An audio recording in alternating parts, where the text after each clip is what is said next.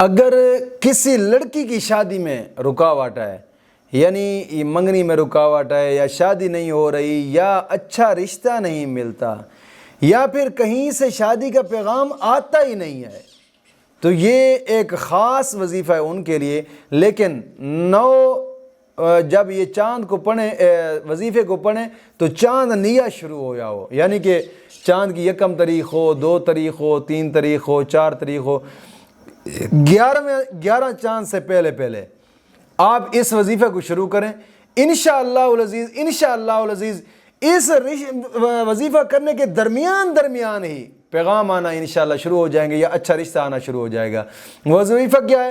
روزانہ کی بنا پہ 3 دن لگاتار بلا ناغہ سورۃ یاسین کو 41 مرتبہ پڑھ کر اللہ کی بارگاہ میں دعا کرے، انشاءاللہ العزیز کہیں نہ کہیں سے جلد از جلد اچھا رشتہ آئے گا۔